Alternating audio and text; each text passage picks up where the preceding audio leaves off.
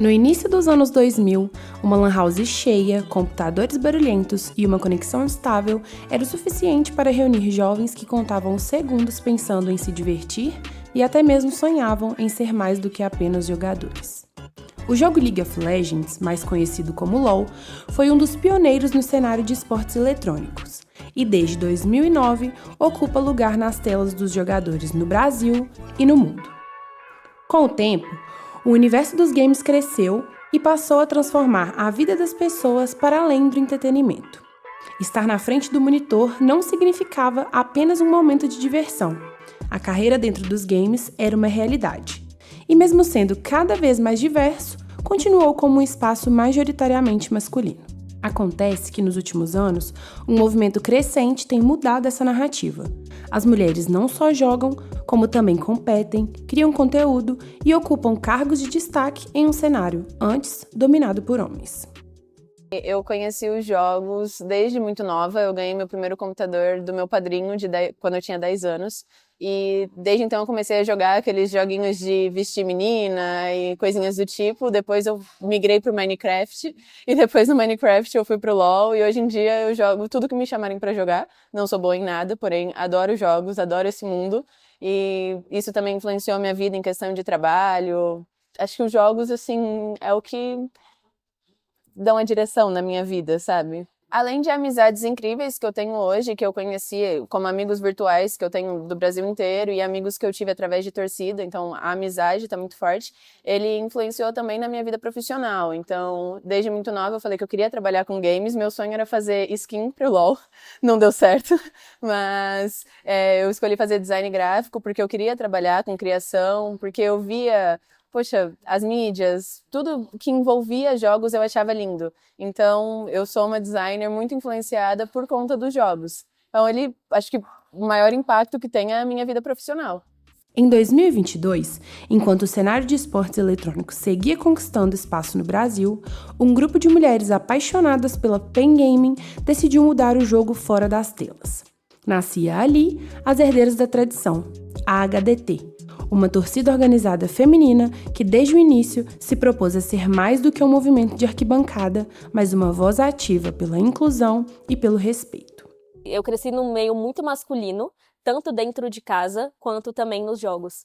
Então, quando eu comecei a torcer pra PEN, quando eu comecei a me envolver mais com o LoL, eu percebi o quanto que essa falta de representatividade era algo que me deixava chateada, assim, sabe? Eu queria ter outras pessoas para poder compartilhar o meu sentimento ou poder jogar um jogo sem ter pessoas me xingando no chat só porque eu sou mulher. Enfim, são muitas camadas que existem disso que vão não só dentro da torcida, mas no jogo em si também, que a gente sabe o quanto é problemático. E, enfim, eu comecei a torcer pra PEN em 2015, quando eu tinha 12 aninhos, ele ainda não sabia o que era a vida. E esse amor foi crescendo ao longo do tempo, mas igual eu falei, eu sempre torci muito sozinha. Eu tava ali no Twitter, eu tava, enfim, participando da comunidade, mas não era uma coisa conjunta, uma coisa que era agregada, assim, sabe? E um belo dia eu pensei, cara, tipo assim, vendo as interações que a PEN tinha nas redes sociais, vendo a quantidade de pessoas que torciam também, eu pensei, meu Deus, tem muitas meninas e a gente não se conhece, a gente nunca se falou.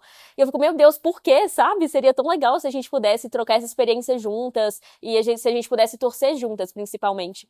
Então, um belo dia, eu pensei assim, já tava fazendo nada, tava à toa, pensei, cara, e se eu criar uma torcida que é só de meninas, tipo assim, só de mulheres, que a gente vai ter um ambiente seguro pra falar, pra torcer, pra conversar, e vai ser uma coisa muito nossa, sabe? E eu resolvi postar no Twitter, aleatoriamente, e no primeiro dia a gente tinha, tipo, 50 pessoas no grupo. Foi uma coisa bizarra, assim. A HDT cresceu tanto que começou a alcançar mulheres em diversas partes do país, impactando vidas de mulheres diferentes em lugares diferentes. Bom, eu conheci o mundo dos games desde criança e tal, mas era aquela coisa bem difícil, porque não tinha computador bom, não tinha videogame e tudo mais. Então eu mais acompanhava lives do que jogava de fato. E aí eu lembro que em 2015 eu tive uma internetzinha melhor, um computador melhor. E aí meu primeiro jogo, assim, online, de fato, foi o LoL, né? Já comecei já com o LoL. E aí fui me apaixonando, acabou que eu entrei em 2015, então já conheci a PEN em 2015, e ali me apaixonei e fui ficando por ali. Atualmente eu gosto mais do LoL, do Valorant, jogo outras coisas também, mas, enfim, foi o primeiro, assim. E HDT, onde que você descobriu? Como você descobriu? Se alguém falou pra você sobre a torcida? Como que foi? Então, na verdade, eu conheci foi pelo Twitter mesmo, né? Comecei a ser usuária de Twitter.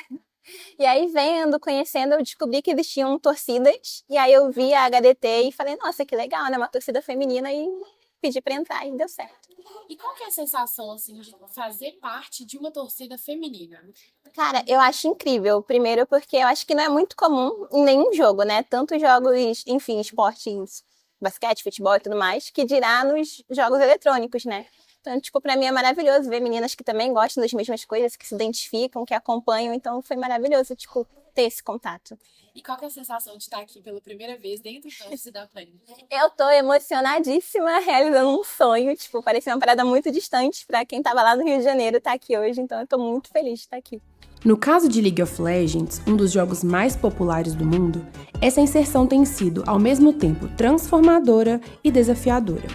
As herdeiras da tradição foram apenas o primeiro passo para uma série de mudanças que precisam acontecer. Eu acho que principalmente trazer a visibilidade para pautas que não são conversadas normalmente. Porque a gente está acostumado a ir para o stage e ver 5 homens de um lado, 5 homens do outro, eles disputando, 10 times, todos homens, e a gente não questiona muito sobre isso. Então, a partir do momento em que criou-se uma torcida organizada feminina, eu comecei a ver esse cenário se movimentando mais a respeito de, gente, por que a gente não tem proibição, né, das meninas participarem, mas por que nenhuma menina consegue subir? O que acontece? A gente não precisaria, então, criar uma liga só para elas, para a gente poder dar mais visibilidade? Eu acho que o impacto foi começarem a falar a respeito. Não acho que o impacto seja necessariamente a gente que levou até tal lugar, mas começar o buchicho, né? Que eu acho que é assim que as coisas vão sendo transformadas. A maioria dos campeonatos tem, assim, um campeonato principal, e esse campeonato principal é composto majoritariamente por jogadores homens. Aí tem um campeonato específico só para mulheres, sendo que não existe uma regra proibindo jogadoras mulheres nesses campeonatos principais. Então, por que tem que ter uma subcategoria só para mulheres, sabe? Elas são tão capazes de jogar bem quanto os homens, mas não tem oportunidade para essas mulheres. Eu acho que essa é uma das maiores dificuldades, assim, a falta de oportunidade. Na tentativa de criar essas oportunidades, o campeonato inclusivo Ignis Cup foi desenvolvido e teve sua primeira edição em 2022. Ainda assim, a adesão da comunidade das organizações de League of Legends à competição foi pequena comparada à liga principal.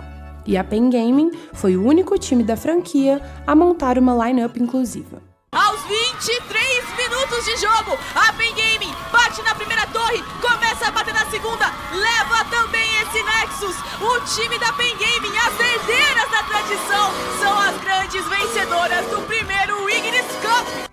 Enquanto uma marca que representa o sonho de milhares de brasileiros que acreditam no poder dos games de transformar vidas, a história da PEN Gaming não é só sobre uma organização. É sobre o despertar de uma paixão coletiva que uniu milhares de brasileiros em frente às telas, vibrando por um sonho que parecia inalcançável. Assim, a PEN e a HDT também usam seu lugar para dar espaço e voz às mulheres. Comparado aos outros times, a gente é o que mais dá força para as mulheres dentro do nosso cenário.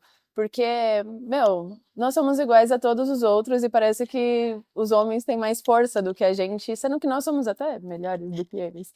Então, eu acho lindo, acho incrível, gosto muito da ideia. E tá aqui para mim é um privilégio. Mesmo sendo de outra torcida, eu acho lindo os projetos que a HDT tem. Quando você vê uma foto cheia de mulheres vestindo uma camisa igual, e, com os mesmos interesses, é a coisa mais bonita que tem. A partir de então, o papel de uma torcida passou a ser muito mais do que apenas torcer. Por isso, as herdeiras se fizeram porta-voz das mulheres dentro das torcidas da PEN em busca de visibilidade e reconhecimento.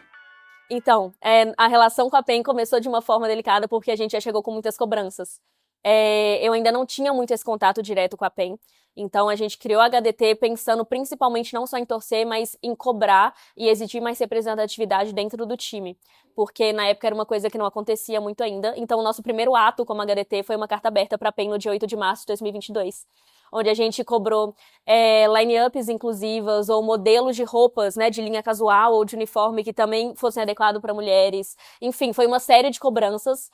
E nesse primeiro momento, assim que a gente criou a HDT, né, a gente alinhou essa carta com eles foram super receptivos e abertos com o nosso feedback. A gente teve muitos diálogos, a gente teve muitas reuniões.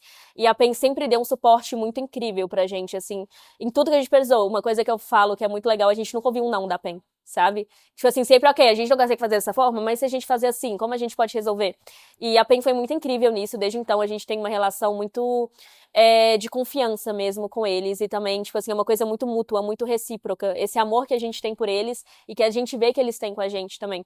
Então, tanto que em 2022 a gente já teve, tipo assim, as coisas que a gente cobrou na carta aconteceram, que foi a line-up inclusiva da Ignis e a coleção com a Renner, que tinha várias peças femininas também e várias coisas, e desde então a gente tá muito junto, assim, entendendo, né, dos dois lados, o que é possível fazer e como a gente pode melhorar, como a gente pode agregar. Então a PEN sempre foi muito nossa parceira, tanto que a gente tá aqui no Office. O Office é a nossa segunda casa, sabe? A gente vem aqui, faz o evento do jeito que a gente quer, da forma como a gente quer, e eles acatam o que a gente pede. E isso é muito incrível, e é algo que você não vê em todas as organizações, sabe? Essa proximidade com a torcida. E eles realmente fazem questão de ouvir a gente, isso é o mais importante.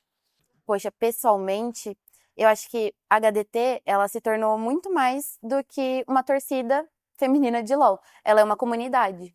Dentro desse espaço, a HDT não é o único projeto que, ao dar visibilidade para as mulheres, cria também uma comunidade capaz de conquistar mudanças no mundo real. O Revela Caster é um projeto justamente voltado a desenvolver mulheres, pessoas não binárias, nesse meio de casting, de esportes, de narração, jornalismo, de editor. E tem sido uma experiência muito gratificante, bem interessante. Estou gostando muito de participar desse projeto. Estou desenvolvendo habilidades que eu não sabia que eu tinha. Estou aprendendo muito com essa galera e está sendo assim, uma das melhores experiências que eu estou tendo até hoje. E como você acha que é o impacto desses projetos, tanto da HDT quanto do Revela para o cenário de um modo geral? Eu acho que acaba fazendo pressão, né, para as grandes organizações a darem visibilidade para esse público feminino, investir, né, não só nos campeonatos femininos, mas em desenvolver players, mais torcida, desenvolver mais competição no cenário, não só deixar assim, eu tô cansada de ver só homens jogando nesses campeonatos assim grandes. Eu quero ver minha representatividade feminina, né? Ainda que as torcidas e os projetos estejam cada vez mais abrindo espaço para a diversidade na comunidade, esse é um problema que parece estrutural. A complexidade requer que o cenário como um todo mude e se adapte. É algo muito complexo, porque eu acho que tem muitas camadas, vai desde a comunidade até os patrocinadores, até a própria desenvolvedora do jogo. A gente vê que a Riot tem tentado trazer mais esse lado inclusivo, mas o cenário como um todo ainda é muito imaturo para isso. Então, a comunidade principal do jogo, que gira muito em torno, tipo assim, homem hétero, cis branco, eles têm uma dificuldade em consumir isso, existe muito um receio, um preconceito aí em torno disso, e as marcas não querem apostar nisso. Então, essa questão do investimento do público, né? Então, a gente aqui tá fazendo nossa parte de tentar engajar isso ao máximo possível, mas eu acho que o cenário como um todo ainda é muito deficiente em entender a importância da inclusão e como isso só tem a agregar para o cenário. Então, é uma visão muito... Qual seria o contrário de ampla, sabe? Tipo assim, é uma visão muito fechada, sabe? Em relação a isso. Então, eu acho que esse é o principal problema, e é por isso que a importância de projetos como a HDT, ou enfim, o Revela Casters, por exemplo, de inserir essas pessoas no cenário, tipo assim, eles querendo ou não, sabe? A gente vai estar lá, a gente vai ocupar o espaço, a gente vai pro stage, a gente vai fazer barulho, e a gente vai se inserir nesse espaço, essas pessoas querendo ou não, sabe? Então, é muito importante que movimentos como esses existam pra gente não deixar essas pautas morrerem. E se você tivesse que completar a frase, lugar de mulher é...